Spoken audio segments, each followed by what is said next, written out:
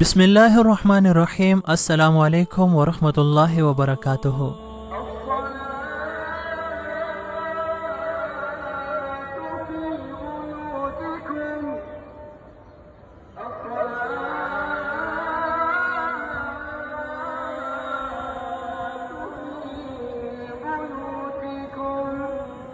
اس وقت ساری دنیا کی طرح کویت بھی کرونا وائرس کی شدید لپیٹ میں ہے اور وہاں اس وائرس سے متاثرہ افراد کی تعداد تیزی سے بڑھتی جا رہی ہے، جس کے بعد سرکاری سطح پر بہت سے احتیاطی اقدامات بھی لیے جا رہے ہیں اور کویت کی وزارت مذہبی امور کی جانب سے یہ فتویٰ جاری کیا گیا ہے کہ ملک بھر میں کرونا وائرس کے پھیلاؤ کے خدشے کے پیش نظر نماز جمعہ اور خطبہ کے اجتماعات پر پابندی عائد کی جا رہی ہے۔ کیونکہ عالمی ادارہ صحت نے کرونا کو ایک خطرناک وبا قرار دے دیا ہے، تو وزارت اوقاف و مذہبی امور کی جانب سے لوگوں کو ہدایت کی گئی ہے کہ کرونا وائرس کے خدشے کے پیش نظر تمام افراد گھروں میں ہی نماز ادا کریں، جبکہ جمعہ کی نماز اور خطبہ بھی عارضی طور پر بند ہوگا۔ کویتی وزیر صحت نے کہا کہ ان مخصوص حالات کے باعث مساجد میں جمعہ کی نماز پر پابندی لگانا شرعاً غلط نہیں ہے۔ اس کے بعد اس اعلان کو فالو کرتے ہوئے وہاں کی مساجد میں اذان کے الفاظ میں تبدیلی کی گئی اور حی علی الصلاۃ کے بجائے الصلاۃ فی بیوتکم کے الفاظ استعمال کیے گئے، اور اس کا استدلال نبی کریم صلی اللہ علیہ وآلہ وسلم کی مبارک حدیث سے لیا گیا ہے۔ نبی اکرم صلی اللہ علیہ وآلہ وسلم کے دور میں بھی تیز بارش اور طوفان کے دوران ایسی اذان دی جاتی تھی۔ روایت ہے کہ سیدنا ابن عباس رضی اللہ تعالیٰ عنہما نے